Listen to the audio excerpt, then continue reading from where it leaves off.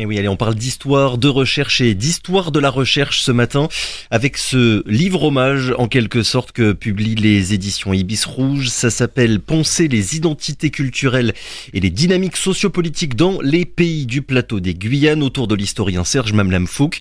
Un hommage aux pionniers de l'histoire guyanaise car avant ses travaux dans les années 70, eh bien la plupart des textes disponibles sur la Guyane étaient signés par des préfets, des administrateurs coloniaux, des médecins militaires ou même des missionnaires, sans méthode scientifique donc et bien souvent orienté par une perspective civilisatrice.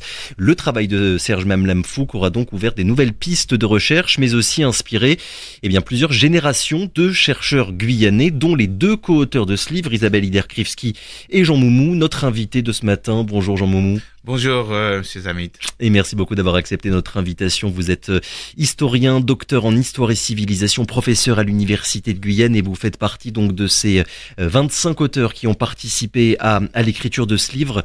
J'aimerais déjà, pour commencer, vous demander la question, qu'est-ce qui représente au final pour vous, Serge Mamlam Fouque, dans votre parcours d'historien, mais aussi dans votre compréhension, on va dire, de l'histoire guyanaise? Et puis, de toute façon, c'était mon professeur aussi à l'Université des Antilles, mais en Martinique. Je l'ai eu comme professeur. Et puis, j'ai lu ses travaux. C'est grâce à lui, ici, j'ai pu comprendre l'archéologie de la fabrique, de l'histoire de Guyane, en général, et surtout de la société créole. Et sa manière d'aborder les choses permet de comprendre justement l'identité aujourd'hui, une identité héritée de l'époque, mais comment ça a été fabriqué? Eh bien, l'histoire de l'assimilation, l'histoire des mouvements anticolonialistes, mouvements nationalistes anticolonialistes, eh bien, cette rencontre entre les deux types de cultures, cette rencontre a fabriqué l'identité que nous connaissons aujourd'hui. Et puis, les autres peuples qui étaient en marge du processus assimilationniste, oui. Finalement, ces autres groupes socioculturels sont intégrés en ville et partagent de plus en plus les mêmes imaginaires que la société créole. Il a vraiment ouvert le chemin, entre guillemets, à, comme je le disais en introduction il y a quelques minutes, le chemin, à d'autres chercheurs comme vous aujourd'hui. Mais si, beaucoup, même des chercheurs de la France continentale ou aussi des chercheurs du bassin caribéen, du bassin amazonien, c'est un chercheur quand même par rapport aux différentes thématiques qu'il a abordées dans le cadre de ses travaux. Eh bien, ce sont des thématiques qui ont inspiré d'autres chercheurs pour aller creuser davantage sur certains points, peut-être non développés, mais il a essayé d'ouvrir des voies. Et puis, ce qui est bien, les gens doivent faire une différence entre une histoire universitaire, académique, et une histoire émanant de la littérature. Comment dirais-je, l'historien est tenu de s'approcher de la vérité, de dire la vérité. Or, le littéraire, l'écrivain n'est pas tenu, même s'il y a un savoir littéraire. Et ça, les gens, les collègues, la population doit faire une distinction entre ces travaux scientifiques et les travaux émanant de la littérature en général. Oui, être historien, c'est pas juste aimer l'histoire ou avoir une approche un peu poétique de ce qui s'est passé par le passé. C'est pas parce qu'on est professeur d'histoire-géographie qu'on est historien. Et puis, on n'est pas dans une branche d'une histoire militante. Oui. C'est pas une histoire, c'est pas du militantisme qu'un historien est en train de faire. Donc, il va dire les choses. C'est vrai, ces choses-là peuvent ne pas plaire.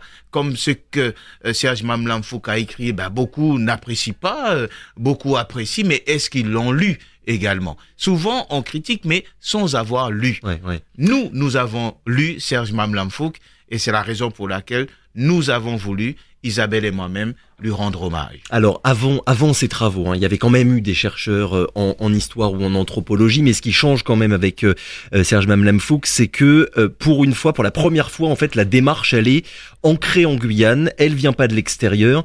Est-ce qu'on peut dire que c'est lui en partie, finalement, Jean Moumou, qui a participé à créer ce qu'on appelle l'historiographie guyanaise? Le mot, il paraît un peu compliqué, mais au final, c'est assez facile. C'est faire l'histoire de l'histoire, la manière dont l'histoire est écrite et construite par les historiens. Mais alors, pour nuancer, par exemple, les anthropologues étaient sur le terrain. Pierre Grenon, Marie-Josée Jolivet, un peu sociologue, qui ont travaillé sur ces questions-là. Oui. Mais en fin de compte, pour la première fois, on a un historien du dedans et un historien en plus Oui. qui travaille sur le sujet. Mais avant, c'était les autres disciplines, l'archéologie, voilà. Mais là, on a véritablement un historien universitaire Oui. qui essaie de comprendre la manière dont l'histoire, à la fois amérindienne, l'histoire coloniale, l'esclavage, l'histoire postcoloniale, ces histoires-là ont structuré la Guyane.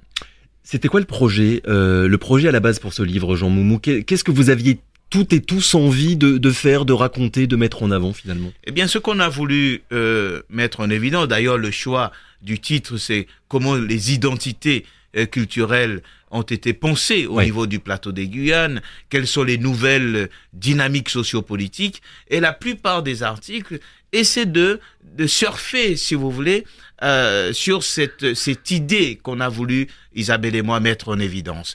Et bon, je vais pas citer d'articles en particulier, mais on a des articles qui touchent au rapport par rapport au territoire, la territorialité qui n'est pas pensée en Guyane comme au Brésil ou comme au Suriname ou comme au Venezuela. Vous avez le rapport par rapport à la mémoire, l'histoire coloniale.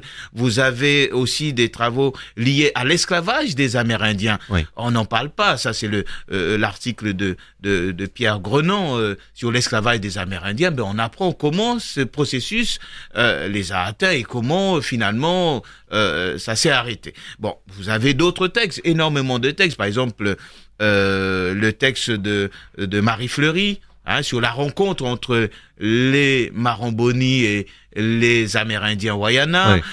Vous avez aussi l'article de Tristan Bellardi, comment cette identité est pensée, l'articulation entre l'histoire des Boni et des Amérindiens. Bon, on a un ensemble des choses, mais qui touchent non pas seulement à la Guyane, mais aussi il y a des références aux autres territoires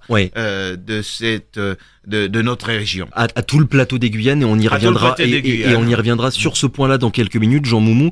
Mais j'aimerais quand même revenir sur un petit peu tout ce que vous venez de nous expliquer depuis quelques minutes. C'est quoi le lien finalement entre tous ces articles et le travail de Serge Mamlamfouk? J'ai l'impression que c'est une espèce de livre un peu hybride au final, où il y a à la fois, on l'a dit, un hommage aux travaux de l'historien qui a été Serge Mamlamfouk, et les restes de ce qu'il a fait. Comment est-ce que ça a infusé dans la pensée, dans le travail de chercheurs contemporains? C'est à peu près comme ça? Bon, c'est à peu près comme ça, mais en tout cas, ce qu'on a voulu faire ici, c'est pour ça qu'on a mis autour de l'historien Serge Mamlamfouk, qu'est-ce qu'il a insufflé comme idée, comme pensée.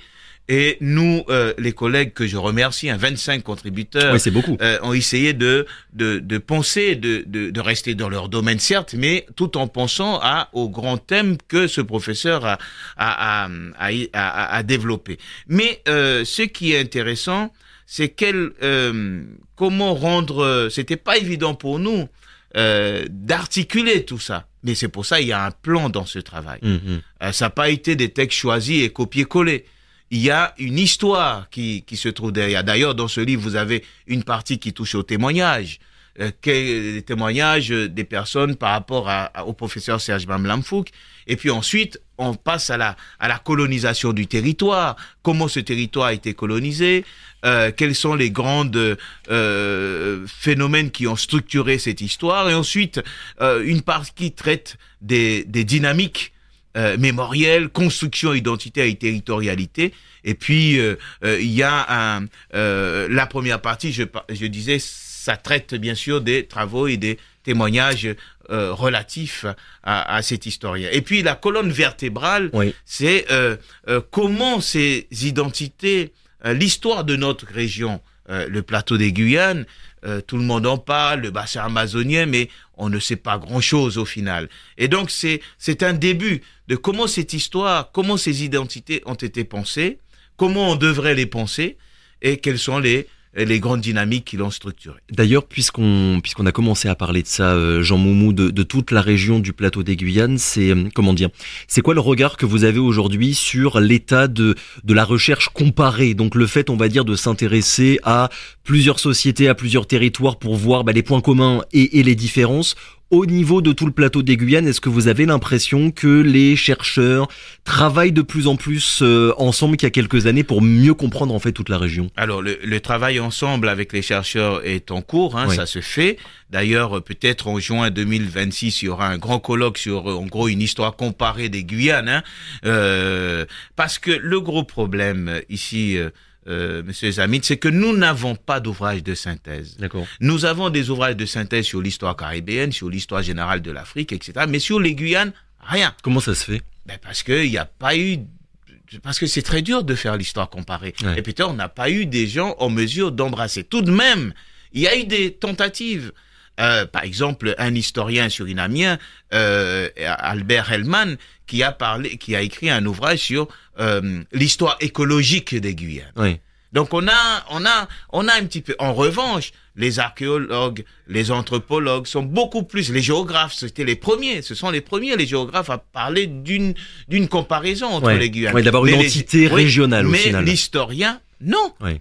Ah, et ce n'est Ça, que ça dit maintenant, quelque chose quand même au final sur la manière un peu isolée qu'on a eue par le passé de s'intéresser au Suriname, à la Guyane, au Guyana et pas à toute la région. Le grand problème aussi, c'est que moi, je suis de Guyane, je parle la langue française, mais je ne maîtrise pas le portugais. Je ne maîtrise pas le néerlandais. Il faut aller fouiller les archives là-bas. Mais de même, cette contrainte qui s'impose à moi s'impose pour l'historien brésilien. Il parle pas français, il parle pas le néerlandais, donc il y a des contraintes. Et oui, Hein, et oui, il y a beaucoup de points communs, mais il y a aussi des grosses différences. Des grosses différences et la difficulté de faire, de lire les textes dans les autres langues. Oui. Donc c'est pour ça qu'il y a eu du retard. Donc c'est maintenant, progressivement, cette histoire comparée est en cours, hein, et nous allons mener à bout, hein, jusqu'au bout, cette histoire pour que nous ayons à la fin une grande synthèse sur les grandes séquences de l'histoire qui a construit la grande région. Alors, un point commun malgré tout, malgré ces différences-là, Jean Moumou, et c'est ce que vous dites hein, dans cet ouvrage, au final que la recherche dans toute la région, elle a souvent été victime d'une survalorisation des sources écrites dans des sociétés où la transmission, elle se fait surtout à l'oral.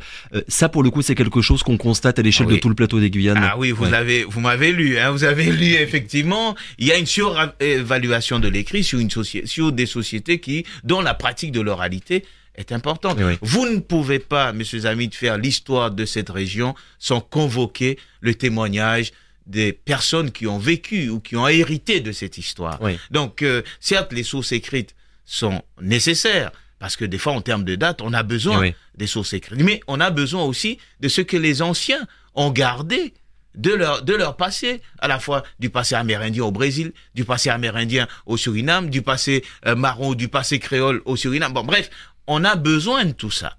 Et donc, on peut pas faire impasse du moins, sur les données de l'oralité, et les données aussi de l'archéologie. Mais du coup, ça veut dire quoi? Ça veut dire que dans la démarche de l'historien, on peut pas en fait venir appliquer ici sur la région du plateau des Guyanes une démarche scientifique au final qui vient à la base, on va dire, de l'histoire occidentale en quelque sorte. Alors, monsieur, l'histoire occidentale a évolué aussi. Hein, évidemment, bien sûr. L'histoire en France tient compte des données de l'oralité. Ouais. Et Philippe Joutard fait partie des premiers. Et il a été mal vu quand il a démarré des études sur l'histoire orale en France. Hein, or, les États-Unis sont pionniers dans cette démarche historiographique. Donc, voilà en gros, ce travail autour de Serge Mamlam-Fouk est un formidable, pour moi, et même les collègues qui ont participé à l'élaboration de ce texte-là, ça apportera quelque chose. C'est une pierre à l'édifice. Justement là-dessus, et je cite un extrait qui est en 4e de couverture du livre, ce qui interpelle, c'est l'ignorance de soi-même couplée à celle des peuples formés sur l'ensemble du plateau des Guyanes. Est-ce que vous pourriez revenir là-dessus, Jean Moumou, puisque vous parlez d'apporter votre pierre à l'édifice? L'objectif de ce livre, c'est quoi? C'est de faire en sorte aussi que la société guyanaise se connaisse mieux? Se connaissent mieux, non seulement se connaissent entre Guyanais, mais connaissent c'est quoi le Suriname, c'est quoi l'histoire du Suriname, c'est quoi le Brésilien. Qu'est-ce qu'on connaît d'habitude? L'actualité nous fournit quoi? C'est en gros le poids des préjugés qui circulent. Qu'est-ce qu'on connaît du Brésilien? Enfin, qu'est-ce que le Brésilien connaît de nous? Donc, voilà, c'est grâce à la lecture. C'est pour ça, lors de mon texte, j'ai dit, il faut faire attention. Les réseaux sociaux, où les gens se taguent d'une autorité scientifique et qui sont capables d'anéantir, si vous voulez, d'anéantir tout ce que les historiens ont produit comme savoir. Et qui représente des dizaines et dizaines d'années de recherche. Eh ben oui, il faut faire attention. Dans un monde où l'affect se défend, où l'affect se vend, nous devons être vigilants. Et nous devons fournir à nos étudiants les ingrédients, comme je l'ai dit, du savoir leur permettant d'être libres et conscients pour manœuvrer dans un monde qui assigne à résidence. C'est vrai, la recherche en histoire et son enseignement nous paraissent nécessaires, messieurs Amit, pour offrir des repères partagés, sans s'enfermer dans un passé idéalisé et mythologisé. Jean Moumou, il y a quelques jours, on avait reçu Noliwe Delanon pour son livre Guyane spatiale, carnaval décolonial, et elle parlait, et on avait discuté de ça avec elle, justement, de l'importance de décoloniser la recherche, avec très souvent quand même, pour le cas de la Guyane, et c'est ce qu'elle rapportait, encore aujourd'hui, des chercheurs, des scientifiques de l'Hexagone qui viennent travailler en Guyane et qui ont parfois un discours, on va dire, sur les populations qui vivent en Guyane, avec des résidus, on va dire, des résidus issus de la colonisation. Est-ce que vous faites le même constat encore aujourd'hui, Jean Moumou, là-dessus? Bon, j'étais pas invité à ce sujet, mais bon, tu sais, la pensée décoloniale, ça c'est pas la vôtre. Bon, ça surfe partout, tout le monde s'y greffe, passe. Oui, mais bon, je sais pas comment entrer dans le débat. Je prendrai une certaine distance parce qu'un historien reste malgré tout, il essaie d'écrire des choses. Mais il faut pas oublier qu'aujourd'hui, de plus en plus, on parle de la réflexivité. C'est-à-dire la réflexivité, ça veut dire expliquer d'où je parle. C'est pas parce que je suis de l'intérieur, monsieur Amit, que tout ce que je vais dire, ça y est, il faut prendre... Oui, vous avez vos propres biais au final, comme n'importe quel autre humain. Donc il faut toujours nuancer. Oui. Et c'est pas parce qu'on est aussi de l'extérieur qu'on va mieux comprendre les choses. Ce que Cresswell appelle la distanciation de l'incompréhension. Oui. Donc il faut faire attention. On a besoin des deux regards. On a besoin des deux regards. Et on s'arrêtera là-dessus. J'avais beaucoup d'autres questions, mais malheureusement, le temps est déjà terminé. Merci beaucoup, Jean Moumou, d'avoir été avec nous.